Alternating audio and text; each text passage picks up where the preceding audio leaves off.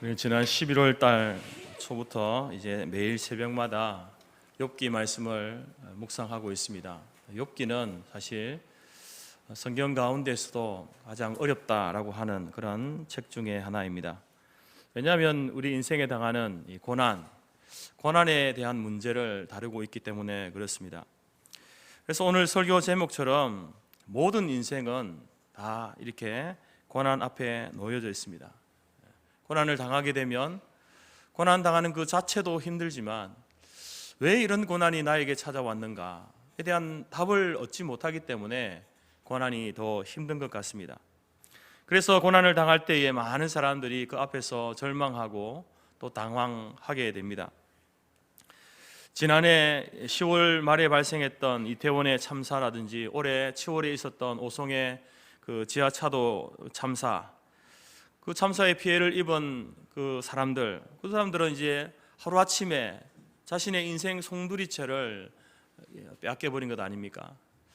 그렇지만 또 그의 가족들은 어떻습니까? 그들이 경험한 어떤 상실의 아픔들, 절망적인 상황들, 그것을 무엇으로 어떻게 말로 다 표현할 수 있겠습니까? 2022년에 시작되어진 러시아와 우크라이나의 전쟁, 그리고 또 올 10월부터 있었던 하마스의 이스라엘 침공으로 인한 그러한 이스라엘과 팔레스타인의 그러한 전쟁, 거기에서 무고한 시민들이, 많은 아이들과 여성들이, 연약한 자들이 또 생명을 잃게 되고 많은 사람들이 삶의 터전을 잃어버리는, 그래서 이제 어쩌면 그것이 그들에게는 그냥 일상이 되어져 버린 그런 삶을 살고 있습니다. 그 가운데에서 생명을 이제 부지하면서 살아가고 있는 가족들, 그들이 짊어져야 할 그런 어떤 충격과 분노, 그러한 현실 앞에서 아무것도 할 수 없는 연약한 인생이라는 그런 어떤 자기 자신을 바라보면서 그들은 얼마나 절망하고 있겠습니까? 이처럼 이 고난이라고 하는 문제는 사실 당하는 입장에서는 답이 없는 겁니다.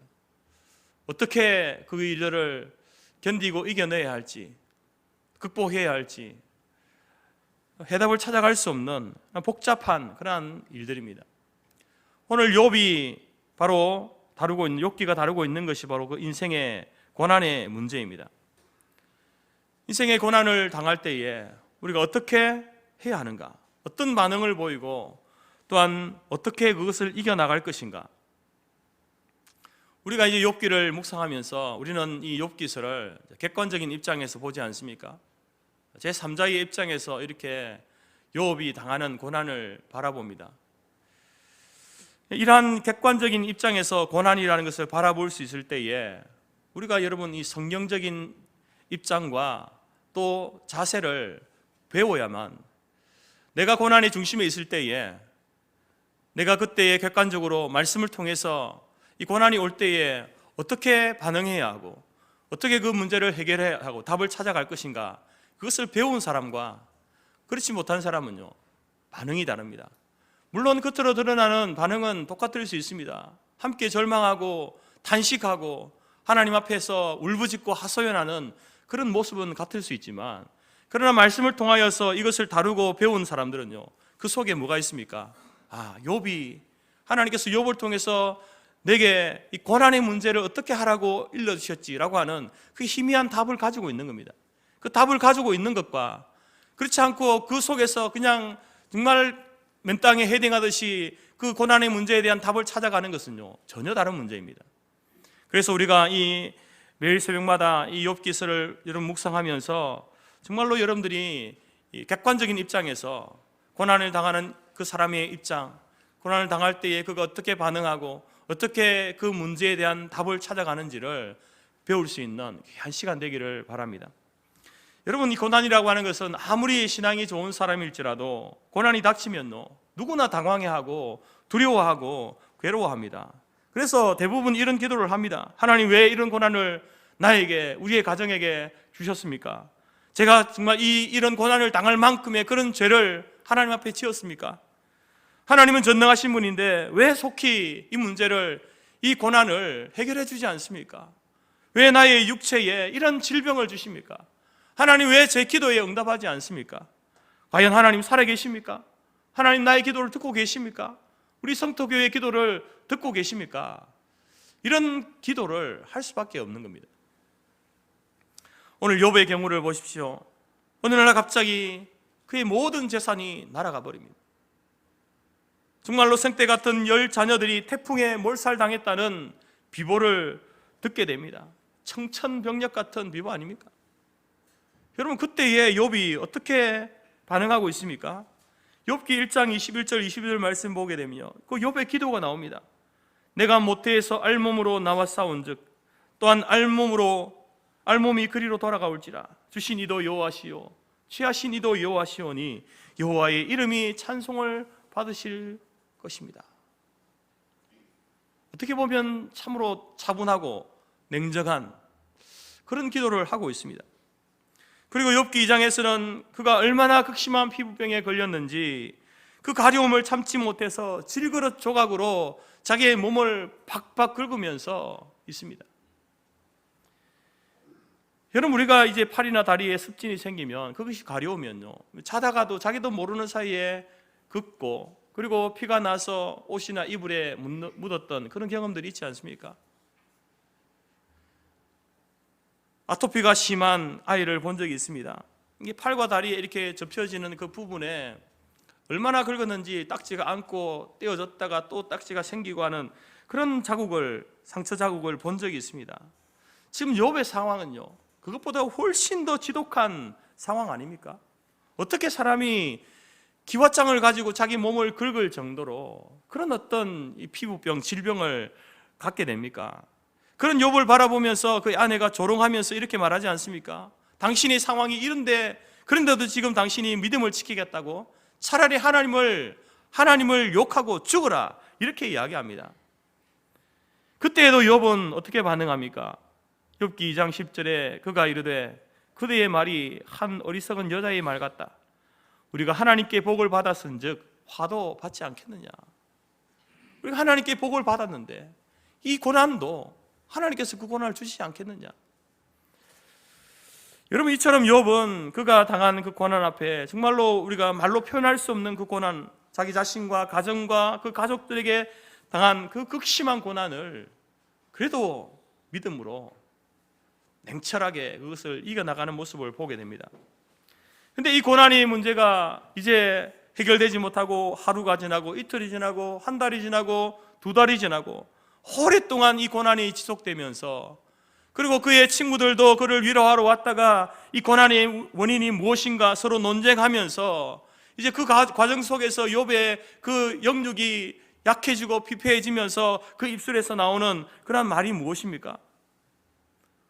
1장과 2장에서 보여주는 그 욥의 위대한 그 신앙 고백, 그것은 온데간데 없이 사라지고 자기의 인생을 저주하고 절망하고 하나님을 원망하고 불평을 쏟아내며 급기야 자기 목숨을 거두어 달라는 그 욥의 탄식어린 기도를 보게 됩니다. 1장에서 2장에서의 욥과 그리고 그 이후에 점점 변해가는 욥을 보면서 우리는 욥을 어떻게 이해해야 됩니까?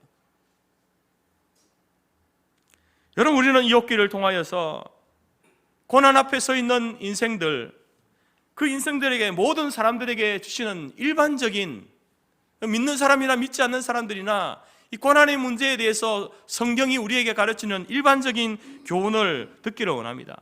뿐만 아니라 고난 앞에 서 있는 성도들에게 주시는 하나님의 특별한 메시지를 듣기를 원합니다.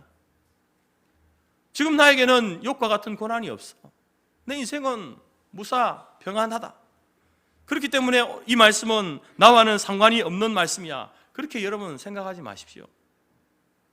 언젠간 나에게도 이런 고난이 찾아왔을 때에 여러분, 오늘 우리가 묵상하고 우리가 배운 이 말씀이 우리에게 기억되어지고 우리의 삶에 적용되어져서 그 고난 가운데 있을 때에, 그 혼란과 절망과 당황함과 불안 가운데 있을 때에 우리가 길을 찾아가게 될 줄로 믿습니다. 여러분, 오늘 저와 여러분들이 이 욥기의 말씀을 통하여서 고난을 대처하는, 고난 앞에 놓인 인생들에게 하나님께서 우리에게 주시는 이 교훈의 말씀을 들을 수 있기를 바랍니다. 첫 번째는요, 고난은 보편적인 것입니다. 다시 말해서 고난은 모든 사람들에게 찾아올 수 있는 것이다 라는 겁니다. 여러분 1장과 2장에서 보게 되면 욥의 가정을 보십시오. 욥의 가정은 어떤 가정입니까? 욥의 가정은 말 그대로 남부를 끝없는 가정입니다. 모든 소위 행복의 조건이라고 할 수 있는 모든 것을 갖춘 가정이 욥의 가정 아닙니까? 하나님 편에서 볼 때에 욥은 동방의 의인입니다. 그 자신만 아니라 그 자녀들도 믿음 위에 자라가고 있고 세워진 믿음의 가정이다 라고 이렇게 말할 수 있습니다. 세상적으로 볼 때에 여러분 욥 보십시오. 그의 부모에게서 물려받았는지 아니면 그가 그 자신의 삶을 일구었는지는 모르겠지만 돈이 많은 부자입니다. 이쁜 아내와 토끼 같은 10남매 자식들, 또 욥은 동네 사람들에게 존경받는 그 위치에 있습니다. 이처럼 믿음의 가정이고 의로운 가정이고 유복한 가정이고 존경받는 가정입니다. 남부를 것이 없습니다. 그런데 어떻게 해서 이런 가정에 이런 잔혹스러운 고난이 시련이 올 수 있는가? 여러분 우리가 우리의 인생에서 중요한 것들이 몇 가지가 있는데 하나라도 잃어버리면 얼마나 아픕니까? 여러분이 지금 평생을 일궈 놓은 그 재산을 한순간에 잃어버렸습니다. 마음이 편하겠습니까? 여러분의 사랑하는 자녀들이 일순간에 여러분 생명을 잃었습니다. 어떻게 제정신으로 살 수 있습니까? 여러분의 육신의 건강이 그 건강하던 육신이 약해지고 질병을 얻고 그런 어떤 죽음의 선고를 받은 상황이라고 한다면 어떻게 여러분 평정심을 유지할 수 있습니까? 그 하나라도 잃어버리면 가슴이 아프고 속이 쓰리고 불안하게 되는데 오늘 욥은요 그것을 일순간에 다 잃어버립니다. 더 나아가서 그의 사랑한 아내도 그 욥을 향하여서 여러분 비난하고 욥을 버리는 그런 모습을 우리가 보지 않습니까? 이러한 욥의 모습을 보면서 욥, 이것은 욥이 당하는 거야, 욥만 당하는 거야. 아닙니다 여러분. 이런 고난은요 저와 여러분에게도 열려 있는 겁니다. 고난은 모든 사람들에게 보편적인 거예요. 누구나 고난을 당할 수 있는 겁니다. 이런 고난의 주인공이 될 수 있다는 겁니다. 세상 모든 사람들도 이런 고난 가운데 있죠. 언제 그 고난이 올지 모르는 겁니다. 믿음의 사람들, 목사님의 가정에도, 장로님의 가정, 권사님의 가정, 집사님의 가정에도 이런 고난이 올 수 있다는 겁니다. 타락한 아담 이후로 타락한 모든 인생은요 이 고난 당하는 것이요 실존입니다. 현실이에요, 현실. 그래서 욥기서 가운데 욥기 5장 7절에 보게 되면요 욥이 이제 욥기서가 우리에게 주는 것 중에 이 고난에 대한 이 문제를 우리에게 하나의 어떤 통찰력을 주는데요. 그 5장 7절에 보게 되면 이렇게 기록되어 있습니다. 사람은 고생을 위하여 났으니 불꽃이 위로 날아가는 것 같다. 인생이 고난을 위해서 났답니다. 그 고난을 피해갈 수 없는 거예요. 그리고 고난이라고 하는 것은요 불꽃이 우리의 머리 위로 날아다니다가 그 불꽃이 내 머리 위에 어느 순간에 떨어질 수 있는 겁니다. 언제 떨어질지 몰라요. 얼마만큼의 고난이 올지도 모르는 겁니다. 그것이 인생이라는 거예요. 그러니까 저와 여러분들도 욥과 같은 그런 일이 있지 않으면 좋겠지만 욥과 같은 고난의 주인공이 될 수 있다는 겁니다. 어쩌면 지금 여기 계신 성도님들 중에도 알게 모르게 크고 작은 고난, 어려움, 시련, 기도 제목을 갖고 있는 줄 압니다.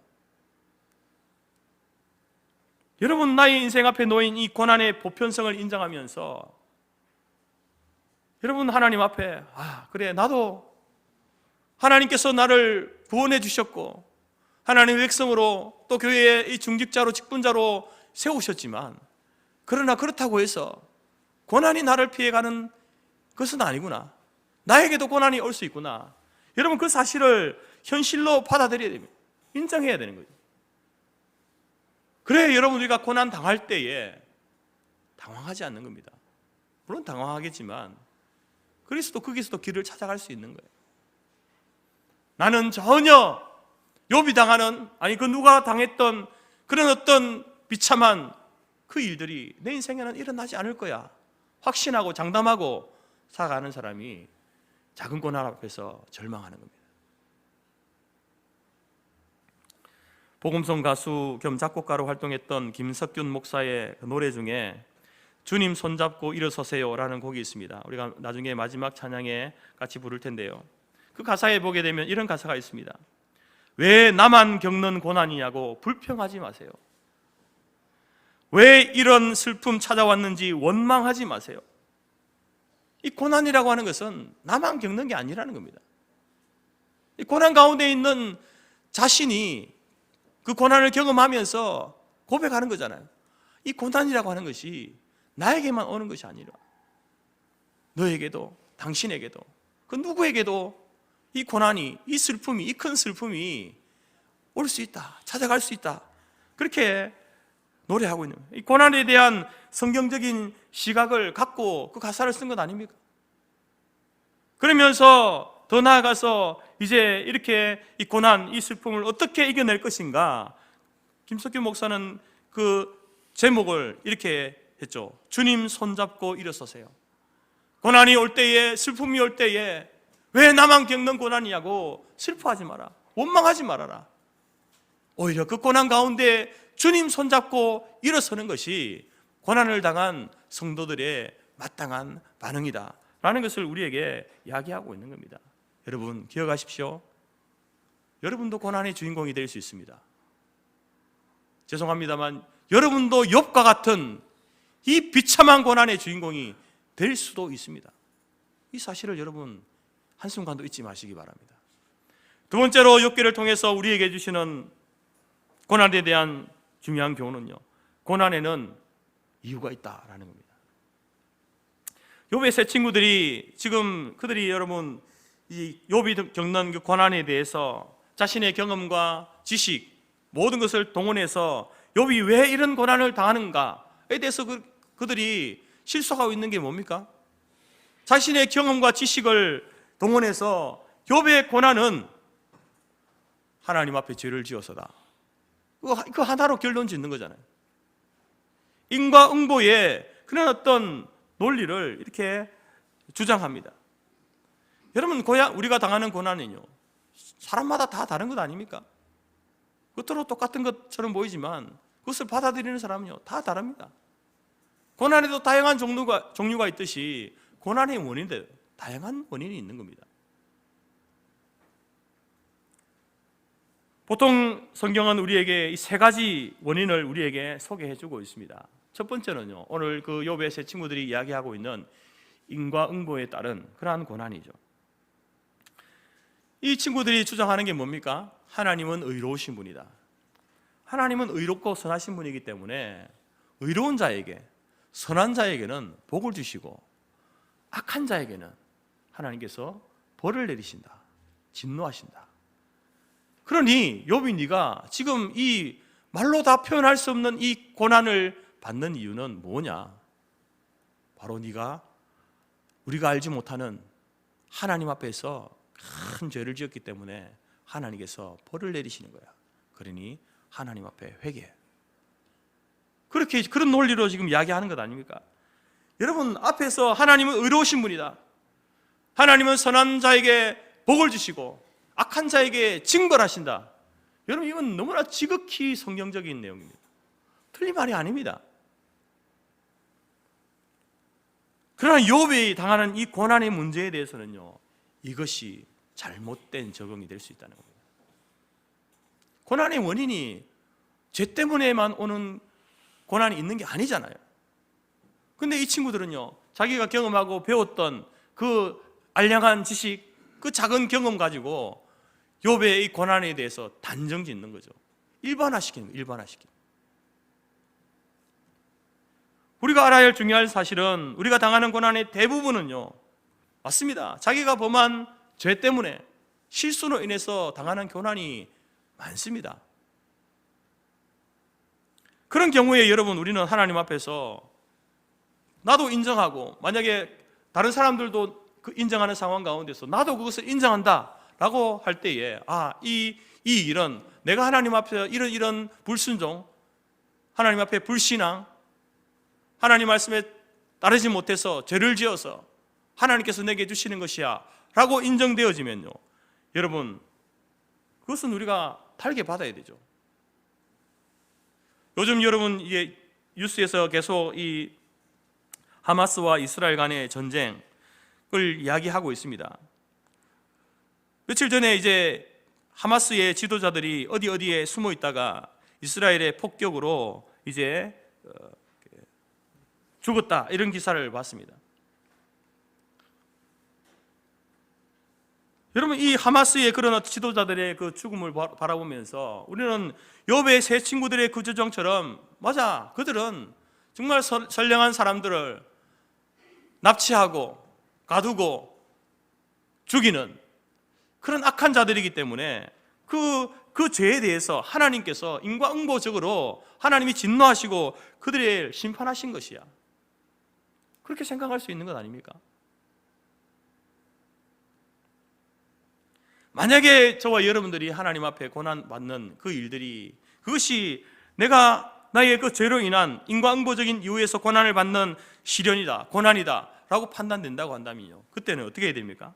하나님 앞에 우리가 죄를 고백하고 회개하고 당장 무릎 꿇어야 되는 거예요. 그러한 사실 앞에서 숨거나 도망가는 것은요, 참 어리석은 행위이죠. 어린 아기들과 여러분 숨바꼭질을 하다 보게 되면 아이에게 숨으라고 하면 어떻게 숨습니까? 겉은 뒤에 숨을 때도 그렇고요, 다 보입니다. 팔과 다리는 다 보이고 머리만 가리고 눈만 감으면 숨었다고 생각하잖아요. 자기 눈에 안 보이면 상대방도 나를 보지 못한다, 이렇게 생각하는 게 아이들. 그런 어떤 생각이 미치지 못하잖아요. 마치 하나님 앞에서 잘못을 하고 숨고 도망하는 사람은 그 눈만 가리는 행위하고 똑같은 거잖아요. 하나님께서 우리의 팔과 다리, 몸통을 다 보고 계십니다. 그렇기 때문에 여러분, 하나님께서 우리 죄로 인해서 고난을 주시면요, 도망가려고 하면 안 됩니다. 숨으려고 하면 안 되는 거예요. 빨리 그 자리에서 죄를 인정하고 고백하고 회개하고 용서를 구하는 것이 여러분 우리의 고난을 최소화할 수 있는 지혜입니다.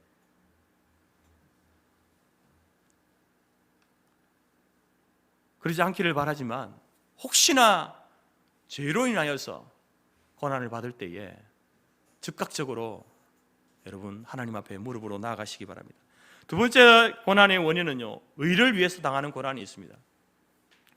말씀대로 살다 보니까 당하는 고난이 있는 거죠. 불신의 가정에서 홀로 신앙생활을 하다 보면 가족들의 핍박을 받을 수 있고요, 또한 믿음의 기업으로 이제 사업을 하다 보면요, 바르게 정직하게 해야 되니까 다른 기업들에 비해서 이렇게 손해보는 그런 경우들이 있습니다.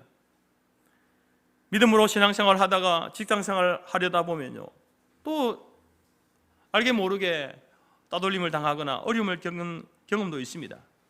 우리 청년들이 신앙 안에서, 신앙 속에서 같은 믿음 안에서 결혼하려다 보니까 결혼이 늦어지는 자녀들도 있고, 또 심지어 결혼을 못하는 그런 자녀들도 있습니다. 그 믿음 때문에 당하는 고난이죠. 특별히 이슬람권에서 복음을 전하는 선교사님들, 북한을 대상으로 한 선교 사역자들, 그들 중에는요, 지금도 억류되어 있거나 순교당하는 사람들이 있습니다. 복음 때문에 의를 위하여 고난을 받고 핍박을 받는 사람들이 있습니다.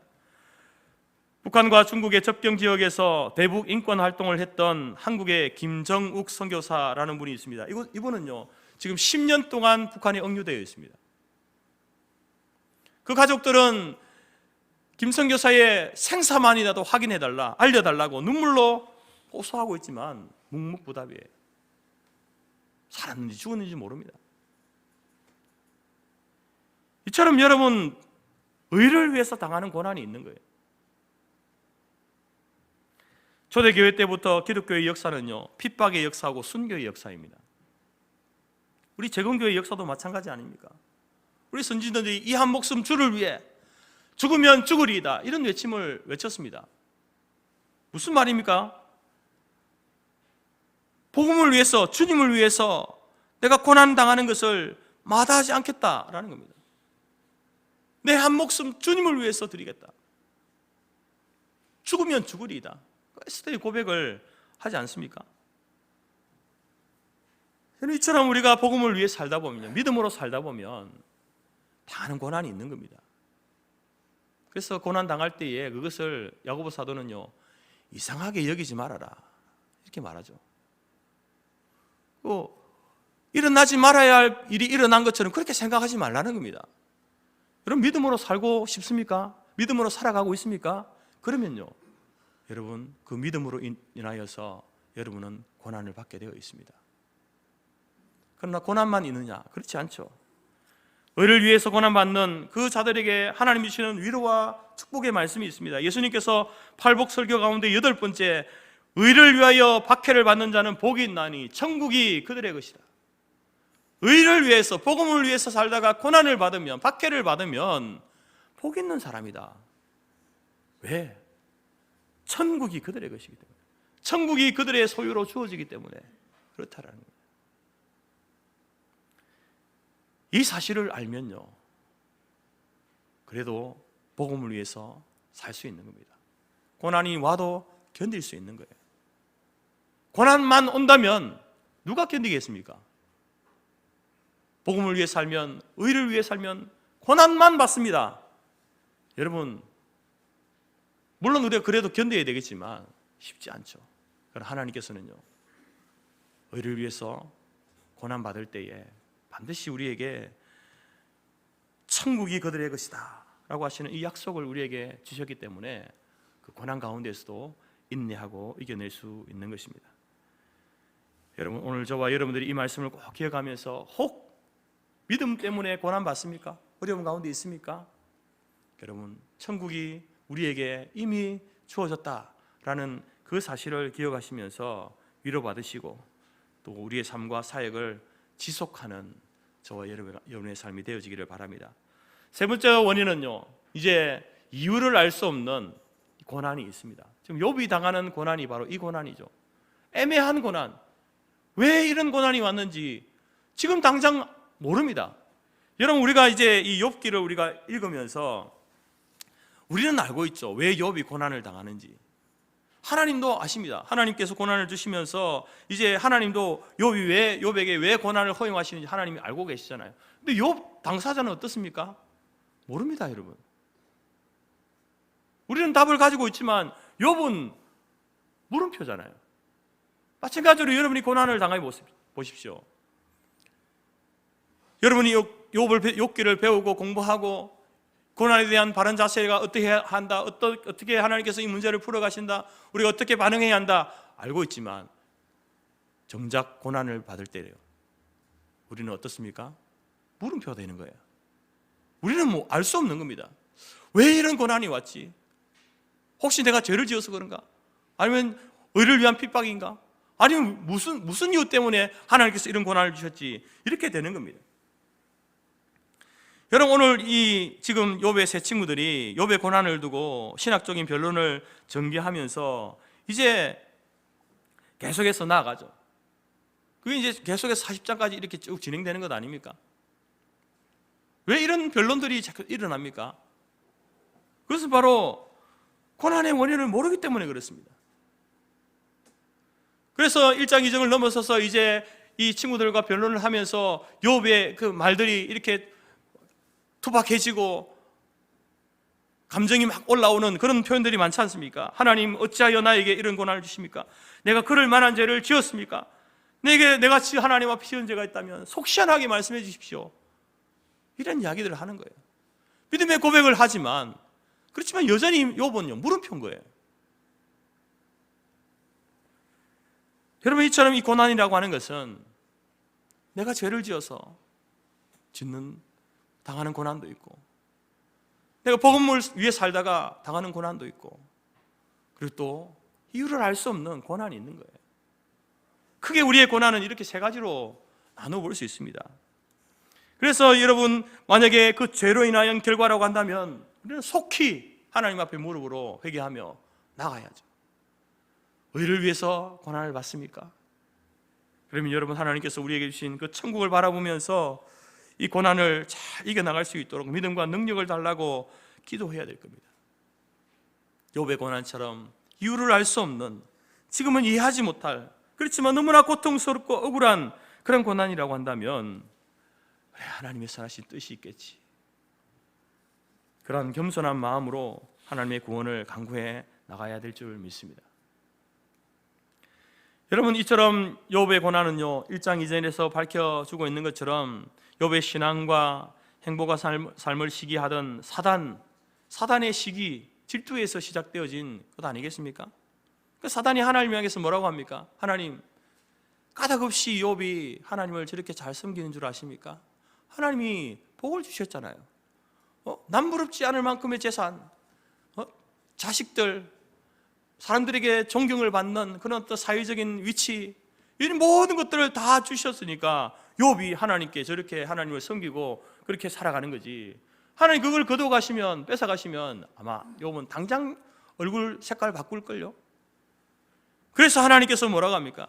아니다, 욥은 그것 때문에 나를 믿고 나를 섬기는 게 아니야. 욥은 나를 사랑하는 사람이야. 그래서 하나님께서는 그러한 욥의 그 믿음을 자랑하고 싶어서, 확인시키고 싶어서 사단에게 여러분 욥이 고난받는 것을 잠시 동안 허락하신 겁니다. 그래서 결론적으로 욥의 고난은요 하나님의 영광을 드러내기 위해서 의로운 고난을 받는 거죠.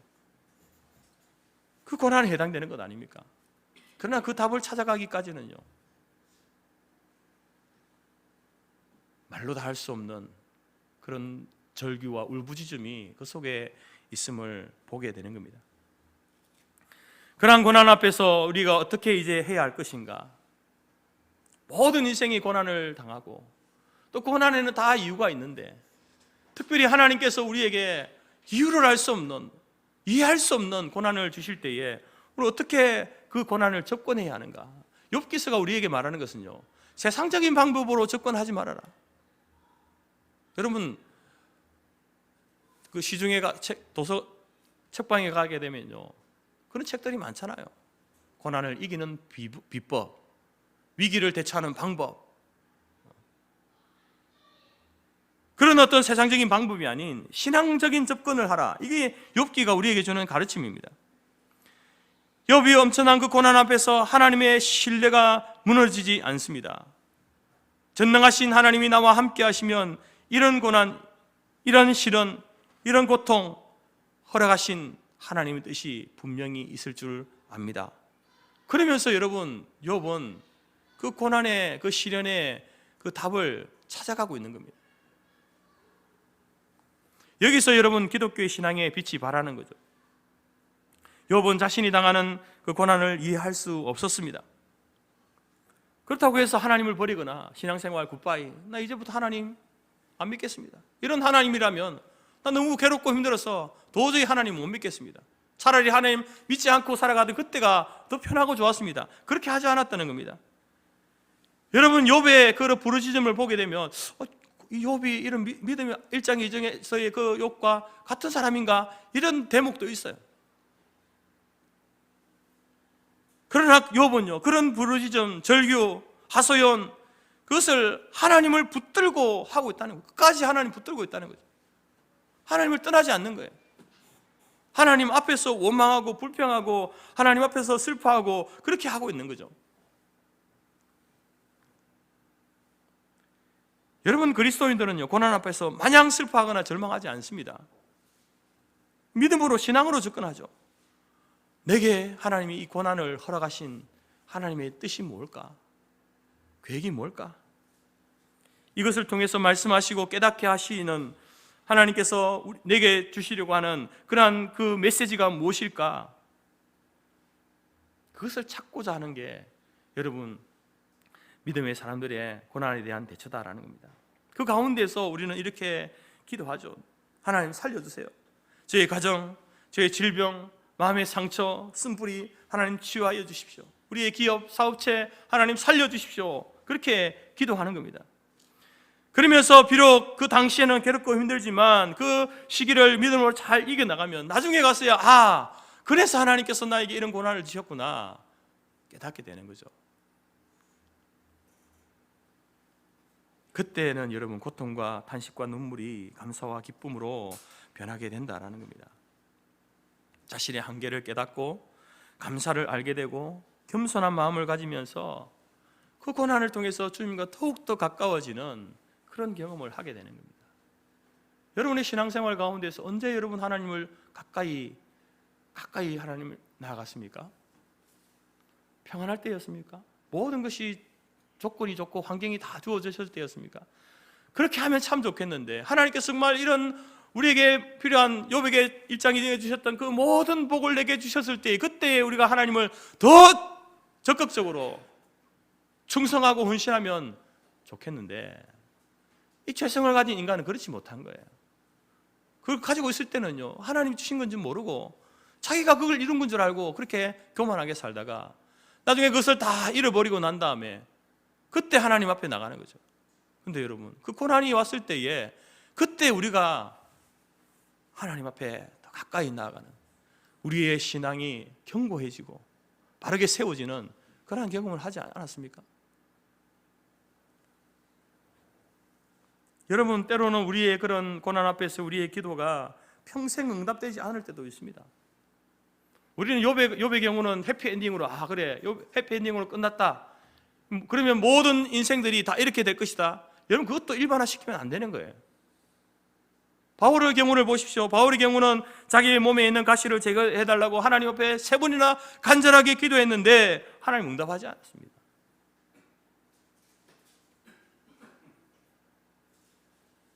왜 질병을 주셨는지 이유도 알려주지 않았습니다. 평생에 사역하면서 그 불편함과 고통 속에 살았습니다. 그리고 3차 선교 사역 중에 고린도 교회에 편지를 쓰면서 그는 이렇게 밝힙니다. 고린도후서 12장 9절과 10절이죠.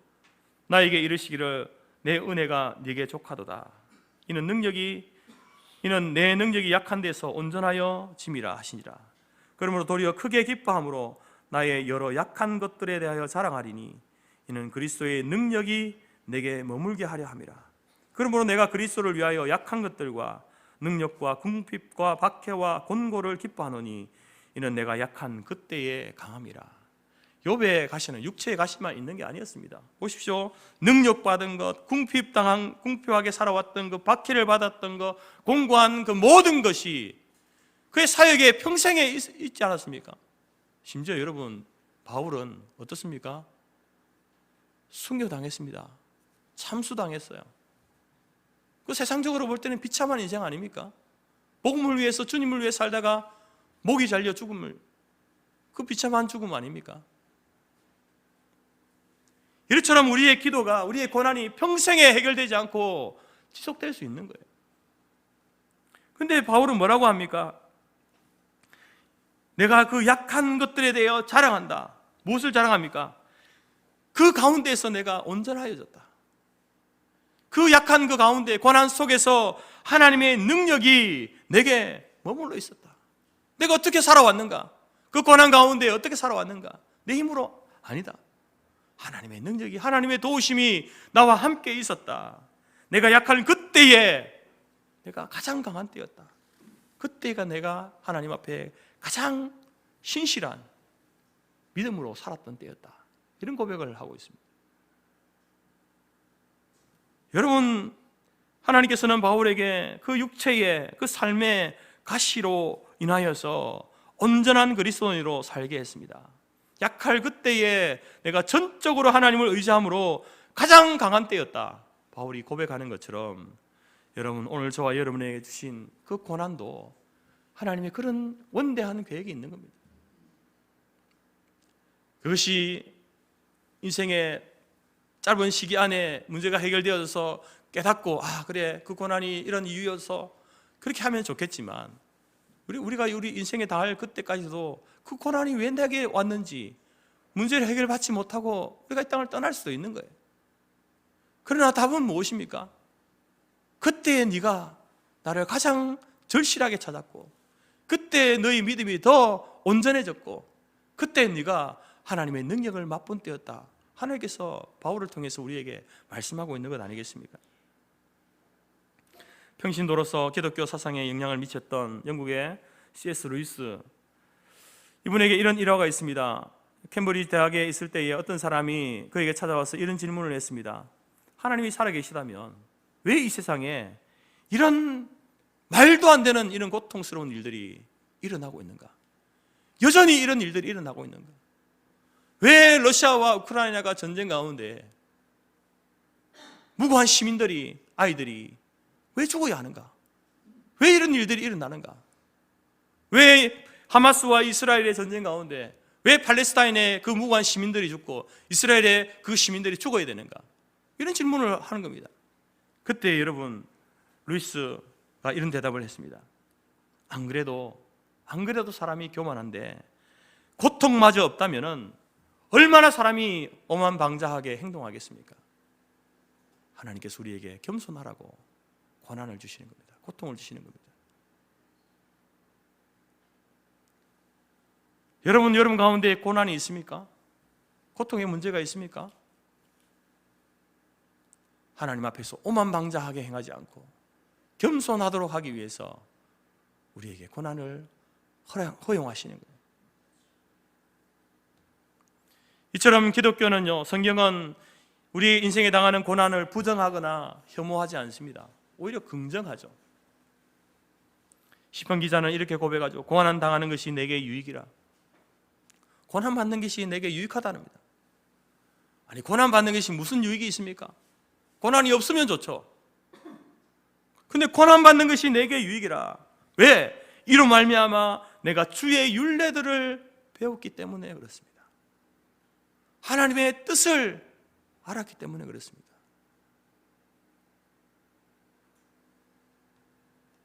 고난 가운데 있습니까? 고통 중에 있습니까? 세 가지를 꼭 기억하십시오. 누구에게나 고난이 찾아온다. 그 누구에나가 바로 지금은 나 자신이다. 고난을 현실로 받아들이시기 바랍니다. 그리고 그 고난의 원인이 무엇인지를 따져보십시오. 죄로 인한 고난입니까? 복음을 위해 살다가, 의를 위해 살다가 받은 고난입니까? 아니면 욥처럼 이유를 알 수 없는 고난입니까? 그 원인에 따라서 여러분 반응하십시오. 내가 판단할 때, 내가 기도하면서 내가 왜 이런 고난이 왔는가? 내가 하나님 앞에 불순종했구나. 그 죄로 인한 고난이라고 한다면 즉각적으로 무릎으로 나아가십시오. 의를 위해서 받는 고난입니까? 약속하신 천국을 바라보면서 인내하시기 바랍니다. 그런 이도 저도 아닌 모르겠습니다. 하나님 왜 이런 고난을 줬는지 모르겠습니다. 여러분, 그러면 하나님 앞에 그 고난을 이겨나갈 수 있는 믿음을 달라고, 정말 끝까지 하나님의 뜻을 구할 수 있도록 해달라고 그렇게 여러분 기도하며 나가시기 바랍니다. 그리고 그 기도에 대해서 여러분 세상적인 접근이 아니라 고난에 대해서 신앙적인 접근을 하면서 정말로 하나님께서 내게 허용하신 이 고난 때문에 하나님과 멀어지는 것이 아니라, 하나님을 등지는 것이 아니라 오히려 이 고난으로 인하여서 내가 한 걸음 한 걸음 더 하나님께로 나아가는, 하나님 앞에서도 겸손해지는 그러한 인생이 되기를 원합니다. 그런 믿음과 능력을 강구하면서 여러분 고난을 맞이하는, 또 이겨나가는 우리 모든 성도들이 될 수 있기를 간절히 바랍니다. 그래서 저와 여러분의 입술에서도 고난이 우리 앞에 올 때에, 우리가 고난 앞에 놓여져 있을 때에 여러분 그 고난을 통하여서 고난 당하는 것이 내게 유익이라, 이로 인하여 내가 주의 율례를 배웠습니다. 이런 고백을 우리 모두가 할 수 있는 우리 교회와 모든 성도들이 될 수 있기를 간절히 바랍니다. 특별히 고난 중에 있는 우리 성도들, 지체들 여러분들, 오늘 이 말씀을 꼭 기억하시면서 여러분들이 무엇 때문에 그 고난 속에 있습니까? 죄 때문입니까? 복음 때문입니까? 이유를 알 수 없는 고난입니까? 아니면 모든 인생이 가는 그 걸음의 과정 속에 있습니까? 여러분, 그 고난이 어떤 이유에서든지 하나님을 찾고 하나님 안에서 탄식하고 울고 부르짖고 하나님이 주시는 답을 찾고 해결점을 찾아서 또 우리 인생의 길을 열어주시는 하나님의 은혜를 경험하는 우리 모든 지체들, 성도들 될 수 있기를 간절히 바랍니다.